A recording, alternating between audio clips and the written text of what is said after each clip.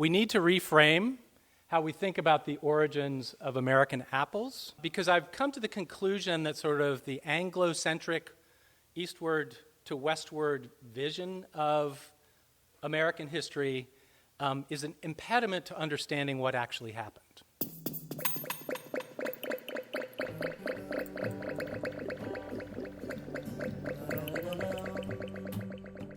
Hello, my name is Ria Wincaller, and I am the producer and cider MC of this weekly podcast, where we speak with makers, cider enthusiasts, and folks within the cider trade from around the world. Hip, hip, hooray!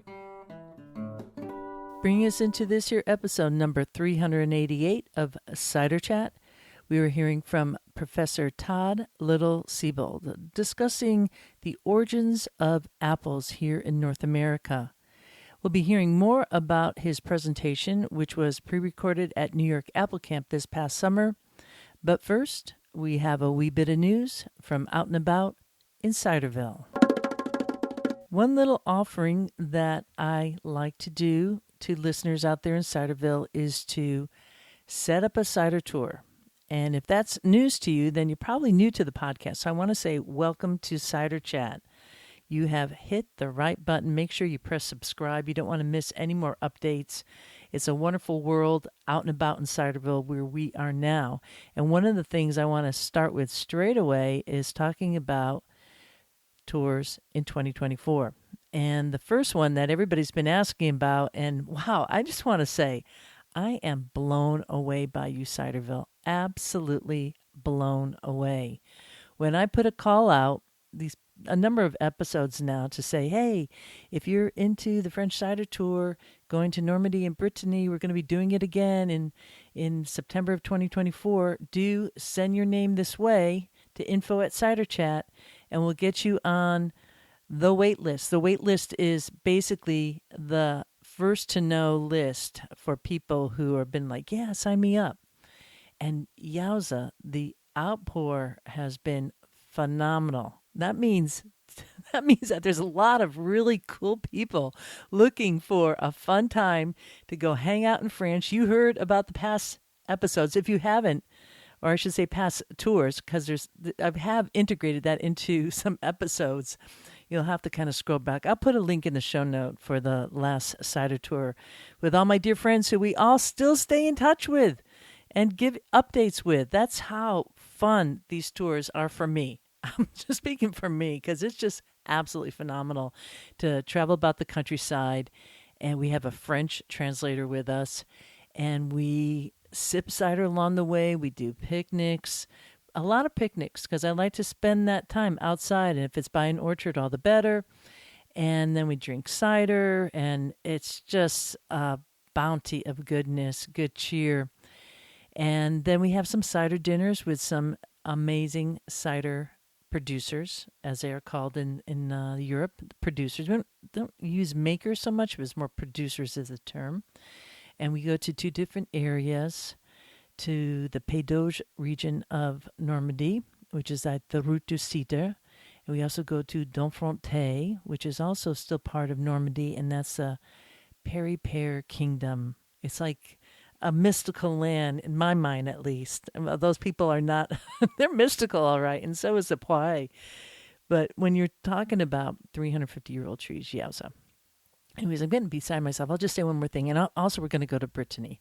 So that's what we're looking at, and still honing in with our actual trip plans. But I feel like I can say the date now, which is going to be September 15th through the 21st of 2024. So that is it. And, you can still send your name this way. Send it to info@ciderchat.com.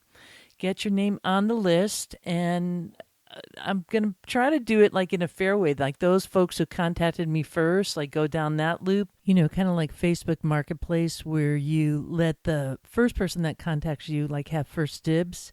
I think that's the most fair way to do it, instead of just putting it out and having, the folks are really quick on the internet and able to upload. So I'm trying to do this really fair. And truthfully, not everybody's going to be able to make the date that we are offering right now. So there's there's still time. You could send your name this way to info@ciderchat.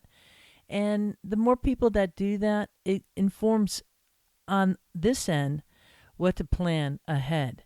And you never know. There is always a possibility of offering a second option to France if we get way over the cap. And that's kind of good news. It's good news for the makers, and I think it's good news for cider overall. There truly is nothing like tasting cider on site where it was made. I have said that before, and I keep on repeating myself because it's like a drum beat.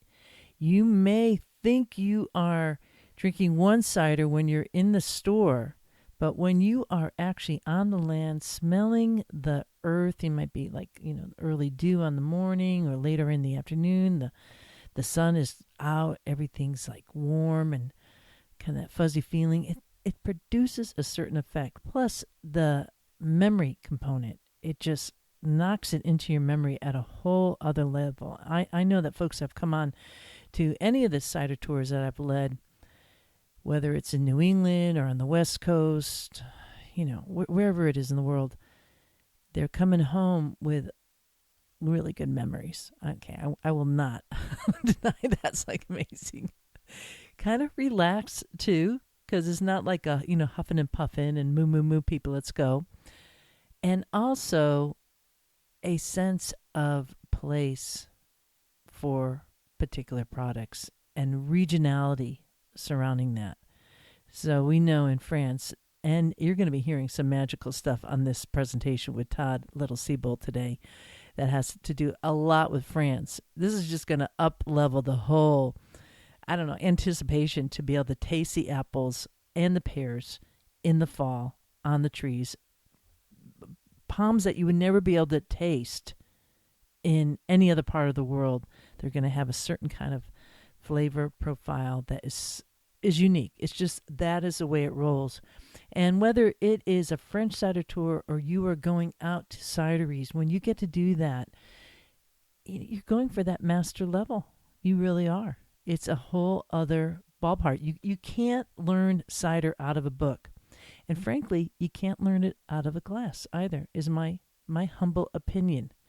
You might drink a lot of cider. You might be getting import cider from all over the map, whether it's different regions of the U.S. But until you travel to those destinations, I really don't think you've fully tasted that cider. People would be like, oh, don't say this, Rhea, because the cider is going to change in transport. But I'll say it, the cider changes in transport. It can. There's a reason why you don't see a lot of poiré coming out of Domfronte from France to the U.S. A lot of those producers don't want to do that. They feel their product will not travel well. That tells you something. Now, it's kind of debatable, right, whether it'll travel, because I definitely have brought it back for sure. But there is a certain essence there. I don't know. It's a master level class to do these types of tours and also to have fun. While we're on the topic of fun and educational offerings, you got to know about CiderCon, and especially if you are in the trade of cider, meaning you're a commercial maker or you have some kind of value-added product that helps producers, or maybe you're in distribution or you make equipment, whatever. I mean, this is the conference to go to for anyone in the cider trade. And also if you are a cider enthusiast. I know that there is a level that you could join at if you are an enthusiast.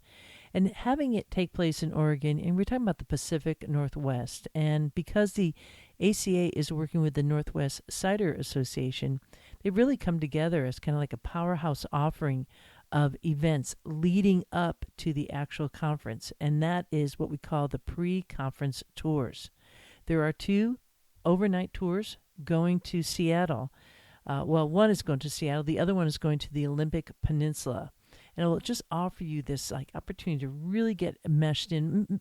Also, people coming from out of the country, this is a great opportunity to take a ride, get to meet people on the bus, and tool about and see very different types of cider making in the U.S., in that region. I already heard that the Two Towns cider tour is sold out. So that means that's kind of revving up. Soon you'll be like, oh, I'm finally going and I want to go to a tour, and it's all sold out.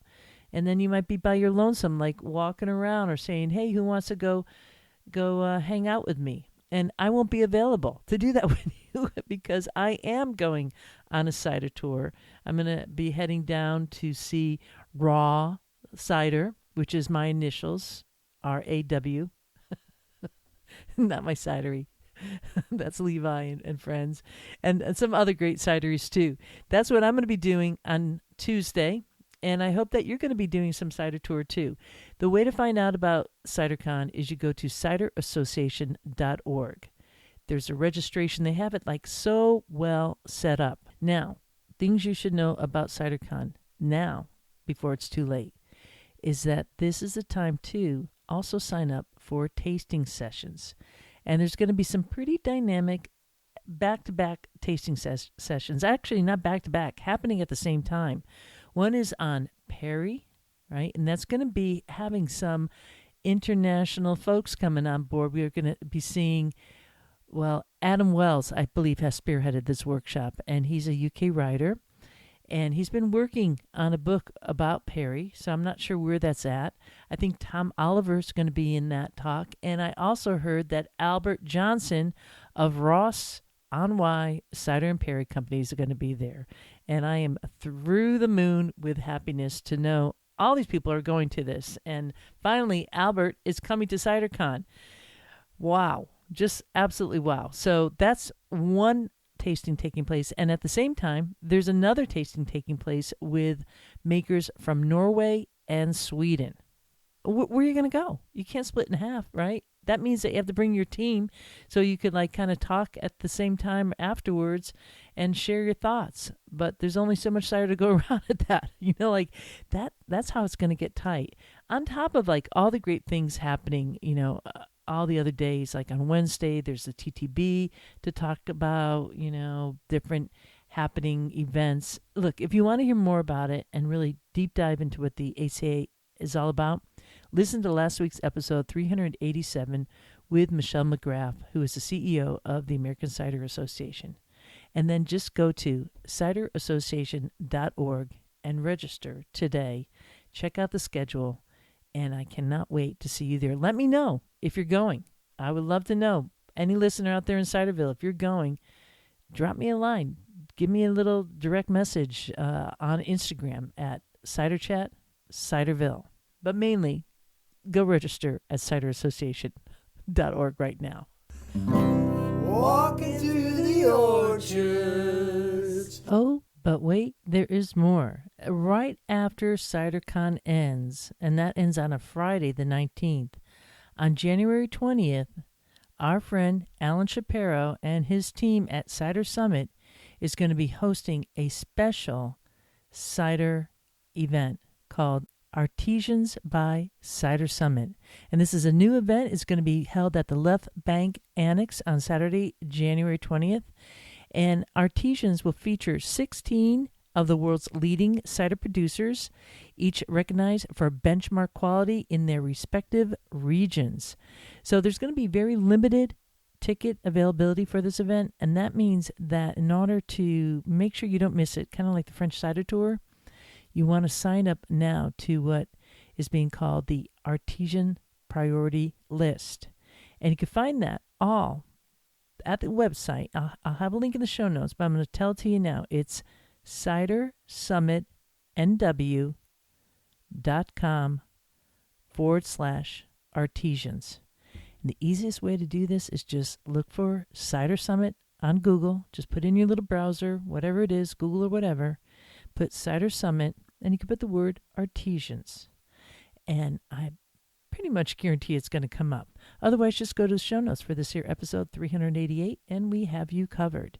This should be a fun event. It's happening on Saturday, January 20th, for folks who are in the area and still looking to have some fun with cider. It's all part of the entire week event called Oregon Cider Week.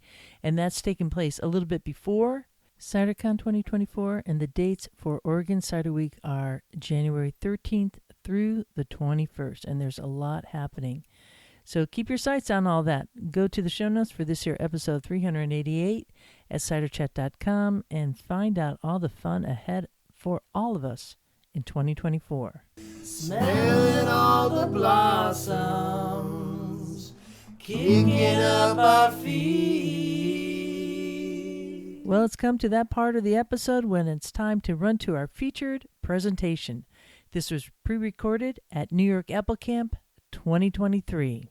Hello, my name is Todd Little-Siebold. I'm a professor of history at College of the Atlantic, and I work with Laura and John and Lydia in Maine on apple conservation, with my specialty basically being on the historical research around those sorts of things. So I volunteered to do this talk because I've been super excited about this topic since I first learned the information behind it, and I've been trying to think about how to systematically share it in ways that will help people reimagine the history of American apples. I reached out to Elizabeth and I said, so, if you need anything, I've got this one little thing that I've been working on now for almost a year on the French origins of American apples. And she says, oh, tell me more about that. And then, I explained a little bit. She said, oh my God, you have to talk about this. People will want to hear this. I've subtitled this, We Need to Reframe How We Think About the Origins of American Apples, because I've come to the conclusion that sort of the Anglo-centric eastward to westward vision of American history is an impediment to understanding what actually happened. As you all know, New Englanders often think that they're the center of the universe. Sometimes New York think it's the center of the universe. And turns out, terrible news for you all both, it's not true. And in fact, we don't know where the center of the universe was for early American apples. So I'm going to do what I do. Forgive me, I'm a little bit professorial about this. I'm going to drop back and explain a little bit about French history and why French history needs to be understood in order to understand the history of American apples. I'll introduce you first to the genetic evidence, and then walk you through a little bit of the early settlement by French people long before any English people showed up. Just remember that, so we'll come back to that. And then we'll talk about how this is possible. Okay, so the French origins of American apples. So this talk has its beginnings in a discovery by our collaborators Nick Howard and Cameron Peace that basically French apples turn out to be the ancestors of almost every early American apple. Not a single English apple has turned up yet in that ancestry as a parent or grandparent. There are one or two potential, likely imputed parents. But this, when I first heard it, I was like, what? And so this is quite interesting that the most significant genetic fingerprint of early American apples are 3 or 4 French apples. In Maine, we've been inspired by their work, and we've been collecting DNA samples to try to fill in this international pedigree of apples, hoping that our material is early enough that it will provide the missing links. Consistently, we found again and again and again children and grandchildren of French apples. And what's really interesting is they come back as grandchildren and sometimes children, and I'll talk about this a little bit, but that should indicate to us when that contact, when that genetic material came into the parentage and background of American apples. As I'll explain, it should shock us, it should shake us up, it should make us rethink what we think, to see that basically no English apple has popped up as a parent or grandparent of any early American apple. There are 4 grandmothers, les Grand-mères, Rienette Franche, unknown founder 13, Reinette de Hollande, Reinette de Calville, and Calville Rouge. They pop up again and again and again. Unknown founder 13, interestingly, turns out to be a parent of many, many apples from Maine. So in the work, the genetic work, the background of all of this is the work of Nick Howard, who was previously doing the pedigree work at University of Minnesota, Cameron Peace, and then an international group trying to reconstruct the family tree of all apple cultivars. That's their intention. It's a network of international germplasm collections all over Europe and all over the United States and beginning to be worldwide to try to figure out what are the relationships among apples. So the way that they present this, which I think is really helpful for us, is to think of these as networks of relationships, right? Not a genealogy, but of networks of relationships. And this is just a zooming in on the relationships that spread out from Rienette Franche. It's extraordinary. And she, Rienette Franche, is in the background as a parentage and grandparentage of many, many, many American apples. I won't bore you too much with the genetics of it, but she actually is a double grandparent because many of her children are what are called triploids. So they actually pick up two gametes from her. So they actually don't pass on their genetics because they're basically infertile. They can't produce fruit. But Baldwin, Rhode Island Greening, Roxbury Russet, Canada Reinette, Aesopus Spitzenberg, and Blue Pear Maine all are children of Rienette Franche. The other grandmother is unknown founder 13. And she is one of the apples that consistently actually comes back most commonly as the parent of apples in Maine, which is really interesting because it suggests that she was present and available as a source of the genetic material that founded many of the varieties in Maine. A few more Franco-American apples: Golden Russet No. 2, Pumpkin Sweet, Hendrick Sweet, 20-ounce, Famous, Hunt Russet, Black Oxford, American Beauty, Gray Pear Maine, Tolman Sweet, Golden Ball, Jonathan, Melrose. I could keep going. And let me just emphasize, not a single English ancestor has been identified for most of these apples. This is quite extraordinary, right? So most American apples then have French parentage. English dessert fruit descended from these same ancestors diverge quite early from the United States of the American cultivars, and there's virtually no overlap beyond those early ancestors. The French ancestry, therefore, predated the emergence of the English apples and sort of is a founder effect on both sides of the Atlantic. As we reconstruct the family tree of American apples, what we're going to likely see, what we've seen so far, is a divergent development of areas of the family tree that are divergent and not overlapping. What's fascinating about this is that it's consistently with Rienette Franche, Grand-mère, the grandmother, again and again and again, but rarely a parent. So it's quite interesting. It sort of indicates perhaps where in time this took place. What we've come to the conclusion is that there are two things going on. One is a missing intermediary generation between Rienette Franche and the American apples, and then also of a distinct and non-overlapping necessarily moment in time in which Rienette Franche is coming into the ancestry and unknown founder 13 and others. How did this happen? One of the great things about the work that we're doing with the geneticists is genetics cannot answer that question because essentially it's simply a question of where and when. A number of you have talked about this. It's very interesting. The genetics are, in fact, historical evidence of what happened. And so now one of the things that I've been working really hard on, others amongst us have been working really hard on, is to figure out how this might have happened, how this might have taken place. So this question of when and where is really quite important, and that's where basically historical research skills can come in. I'll tell you, I'm not certain why American apples have such prominent French ancestry after having worked on it for almost a year, but there are some suggestive ways, some hypotheses that we could pursue. And also this very, very interesting question that to date, almost no English ancestors. So there are two sort of lines of research that I've been pursuing. It's very likely that French and probably Dutch settlers introduced continental apples very early on, and those became the founders of American lineages. So, and this is supported in part by the non-overlapping lineages of English dessert fruit and American dessert fruit. Also, the French ancestors are contributors even to the English apples that do become ancestors, if that makes sense.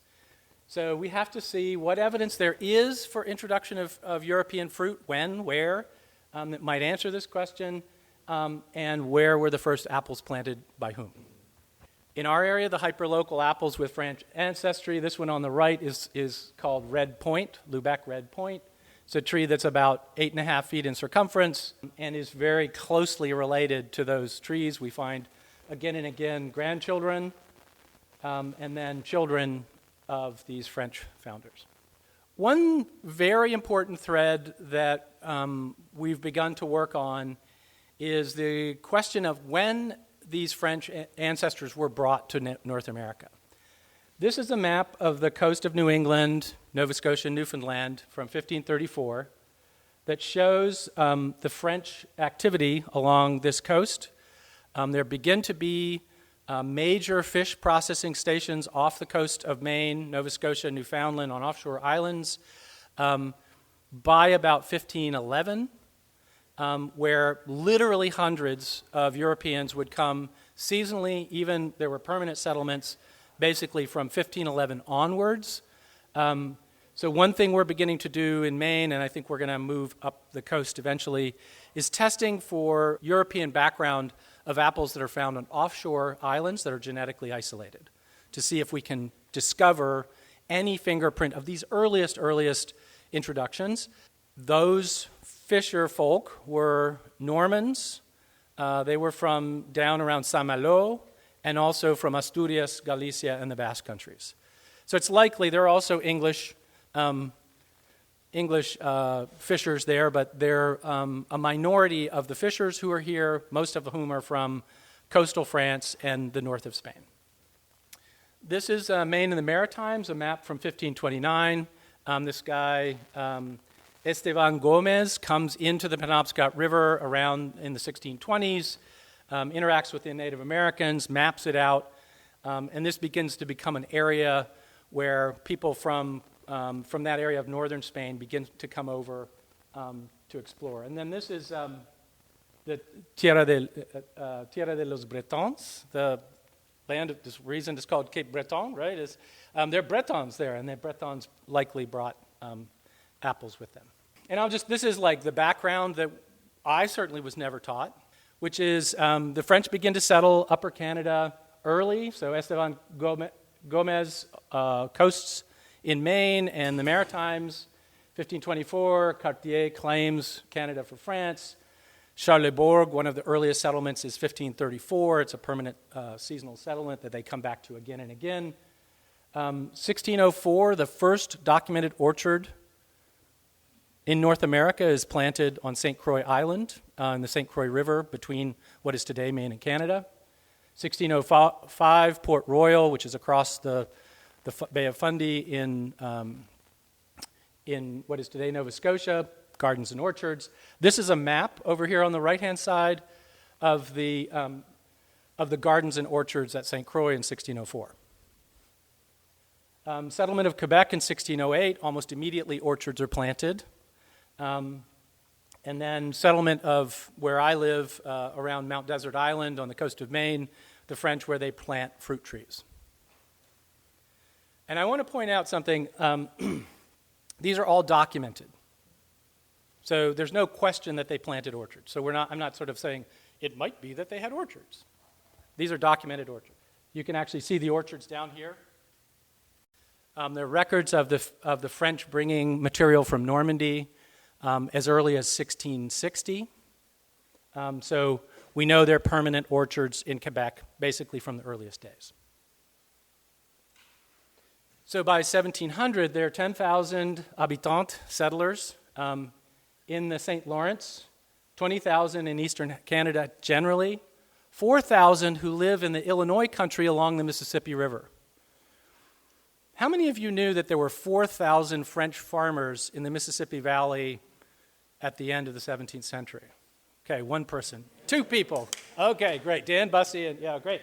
So two of you know what I, as a professional historian, was never told. And this is extraordinary. They laid out medieval long field or wheat fields with orchards exactly as they do in France. Remarkable. So this is 1680, 1690. And then the French are in Detroit, Michilimackinac, Kaskazia, all of these places, and the missionaries are taking fruit trees with them. And trading posts throughout North America, they would plant fruit trees, and one of those is Castine, which is very close to us, which is a place that we've been looking for this French fingerprint. Sort of props to New York, because most Anglo-centric accounts of America sort of say, yeah, there were some Dutch, and then they went away. This is a map of Manhattan from the 17th century that shows the Dutch boweries, which were mixed orchards and gardens on Manhattan Island in the 17th century. So again, documented orchards that we know were bringing in at least seeds from Europe, if not grafted cultivars. What about the Pilgrims, you ask? We've always learned that the Pilgrims, that Jamestown, that Plymouth Rock is where everything in America begins. It is fascinating to think about the ways that the sort of Anglo-centric and New England-centric story of British North America obscures the origins of our agriculture. As we've seen already, there was almost 100 years of French settlement and French activity throughout the continent prior to their arrival.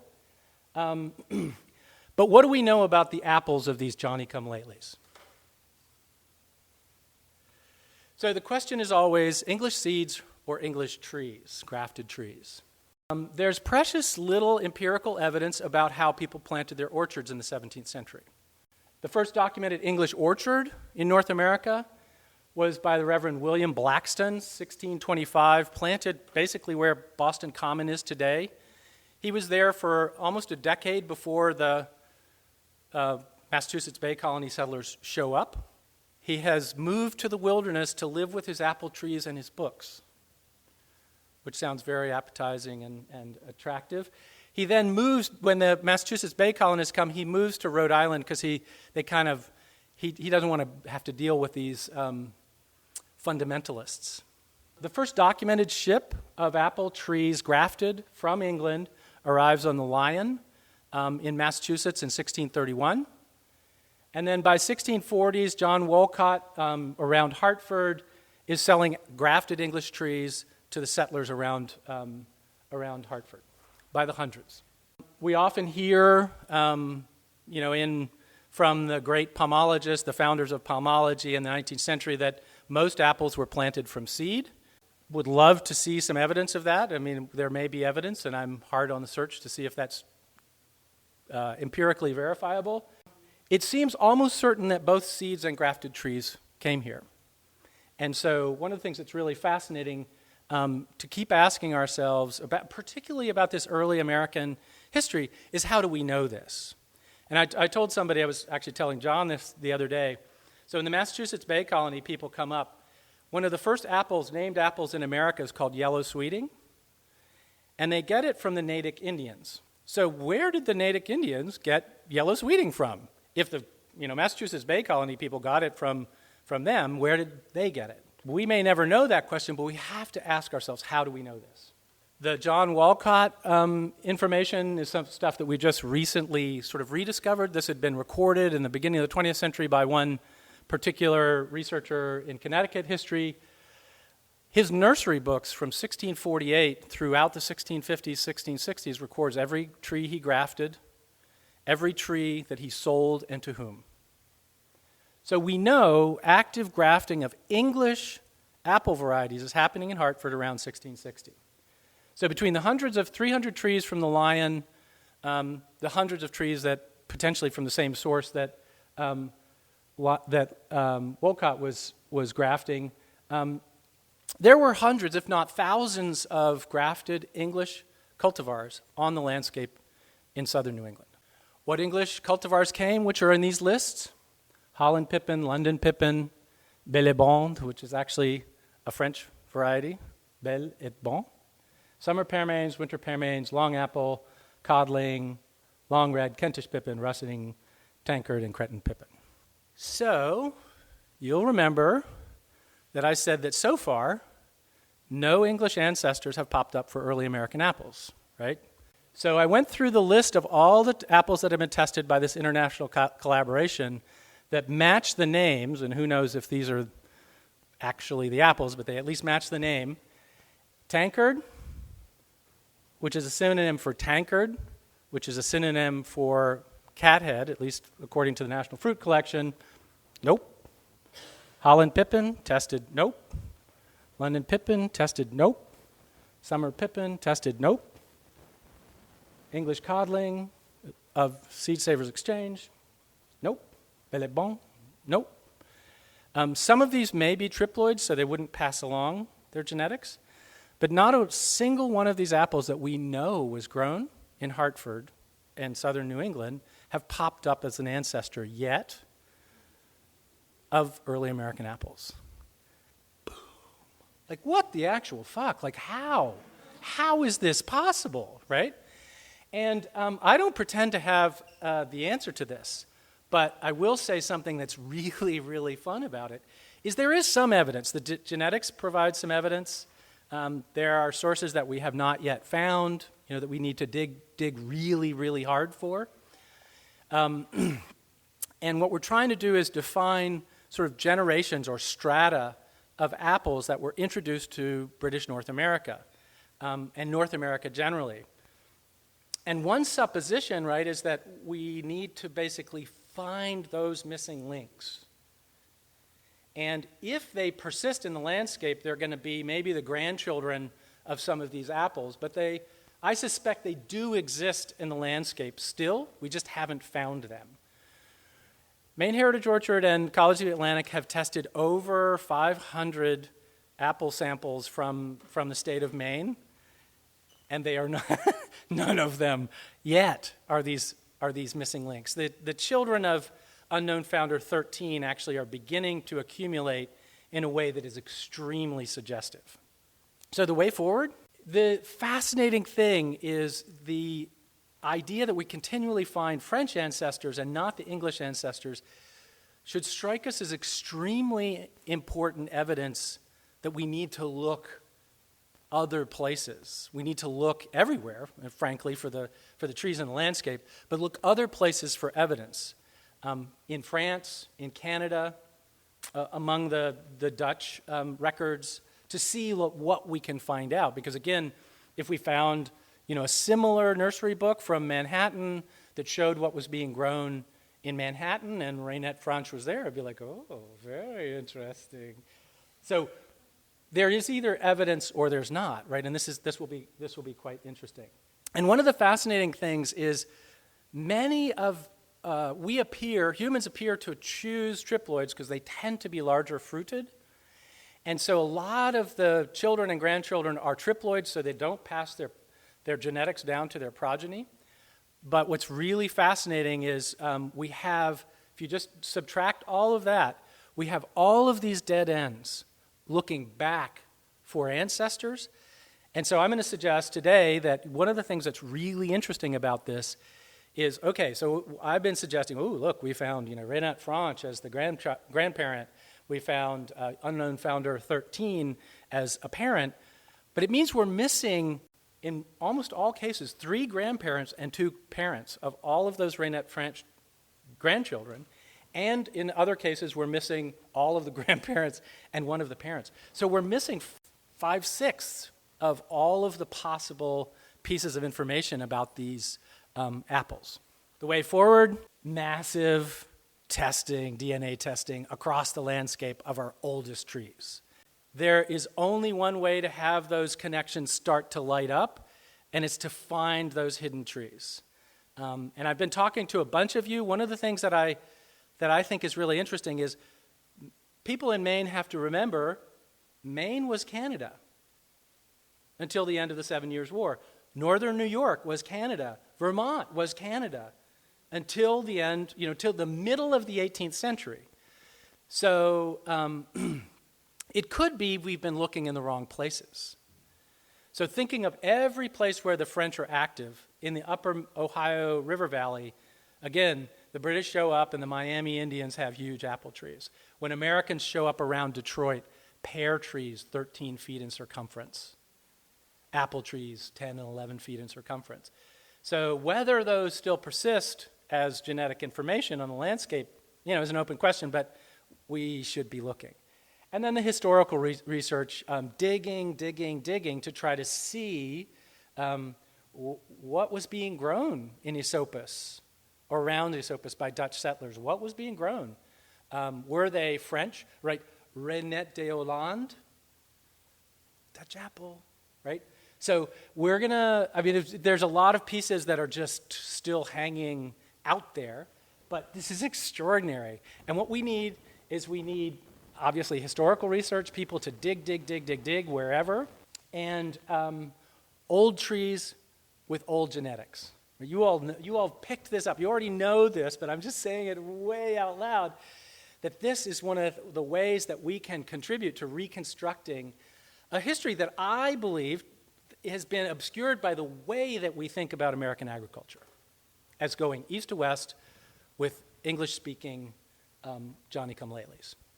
Questions? So the question is about rootstocks and whether, so Paradise was sort of this generic category of dwarfing rootstocks in Europe, and whether some of these might have come over on the line, grafted onto Paradise rootstocks, and that's some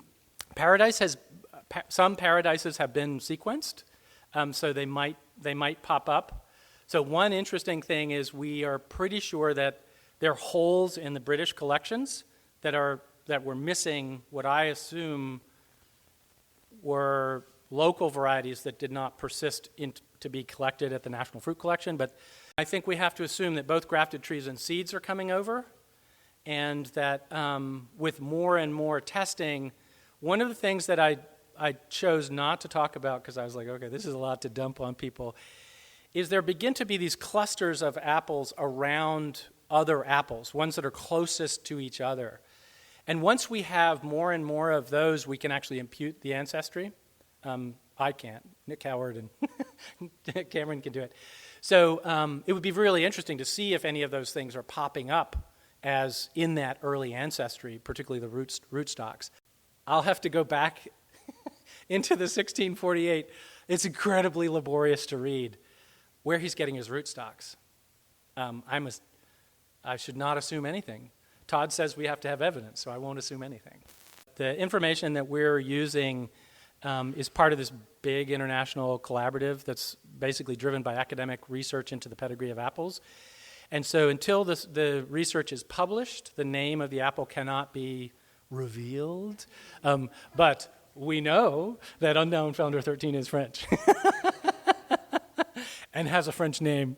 So, yeah, and there are some of them actually that are imputed ancestors. Actually, one of the things that's happened just this year is we've started to talk about, Cameron Peace has identified some early apples that are what he's calling unknown American founders that we know are in the background. We don't know what they are, but we know because of the genetic signal in multiple that show their shared ancestry, we know there's an individual who is an unknown founder.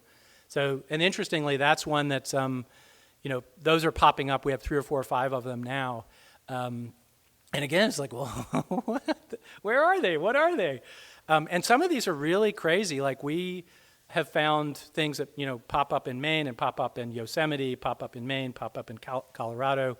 So as those pop, and, those of you from northern New York, as northern New York starts to fill in, and we start to see, like, is there a French signature there? Famous is found in Vermont, which was Canada. So all of northern New York, right? And presumably, all of the Native American orchards in northern New York and the Finger Lakes probably didn't come from the English, right? Probably came down from Canada, where they had their major trading relationships. So John and I have been talking about this sort of documentation of ships' manifests that might show us what was being brought. Doucin, 2 year, is in English Doucin, D-O-U-C-I-N. And it was a very good keeper, and it was used a lot in the maritime industry.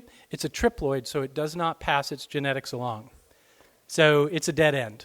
So it's very possible that that was brought, but it would not persist in the landscape. Yeah.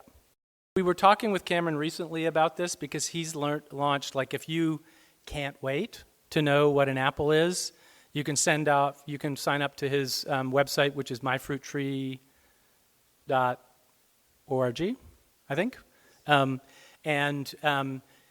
You in touch with him, he'll send you a tube, you put it in there. If you want the identity test, it's $50. If you want the parentage test, it's $150. You just send it off. He said he preferred to have it sort of centralized. So what I would love to see is sort of a coordinated effort in New York that really targeted the oldest trees. So one thing, like, I think a lot of you were talking about this, like, wouldn't it be cool to know, what this seedling is? And in terms of this work, younger seedlings, more recent seedlings are perfectly fascinating, but not important to this project. So most of it would be looking in certain areas where there was French settlement or Native American settlements where there are likely to be very old apple trees. The best thing would just be to look me up, College of the Atlantic. My last name is Little-Siebold. This is a very unique cultivar name. So just look me up and send me an email, and we'll figure out how to do it. But what we're really hoping is that we begin, particularly along the sort of northern tier, maybe as far as Wisconsin, to start doing some really systematic testing. Because what we're finding, and again, we're lucky, we have some very, very old trees, is it now sort of is the case that we'll find these old trees, maybe 8-9 feet in circumference, and most of them are coming back as grandchildren of French apples. And if that continues, I think we have at least some more circumstantial evidence to fill this in. One of the reasons that I wanted to talk about this is if you think about it, William Penn brings to Pennsylvania a barge of 4,000 trees. And it doesn't describe what the trees are, but I'm like, what? So, and obviously all of these immigrant communities, all of these French, particularly French and Dutch and German, are going to very likely bring continental material with them. And again, I think we haven't even started to scratch the surface in terms of finding these things. And the things that we are finding are forcing us to really think about what the flow of things was. I mean, that map that I showed you of Manhattan in the 1640s is like, cool. Like, they're the orchards. Like, there's no question where they were. I mean, we know they were there. And now we have to sort of start digging and seeing, are there in Dutch archives, is there evidence of what they brought over? So Nick Howard is doing this work in the Netherlands basically for breeding purposes to try to understand which are the most, what are the longest lives, most, persistent, and why. So he's using it directly in his breeding program. I think the largest category of apples that we found that are not cultivars, the only information we get is it says not close to anything. So I would say that at least at some level, the breeders are using this information for breeding and particularly for developing varieties for commercial purposes.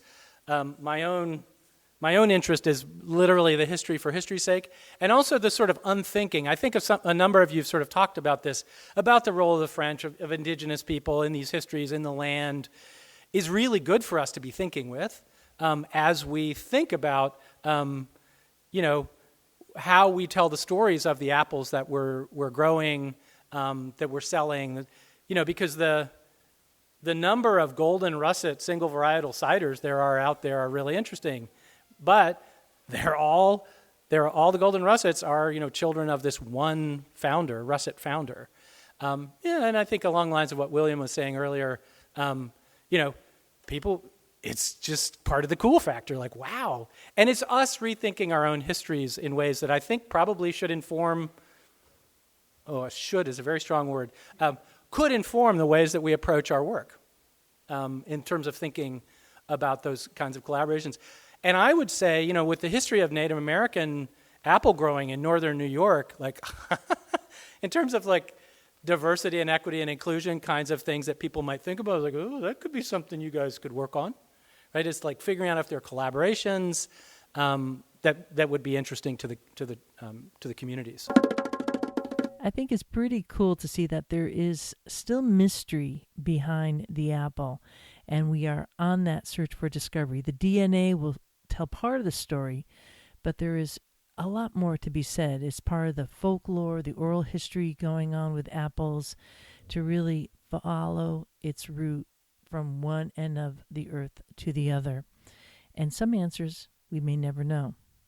If you'd like to contact Todd Little-Siebold, you could find out his info at the show notes for this here episode 388 at ciderchat.com.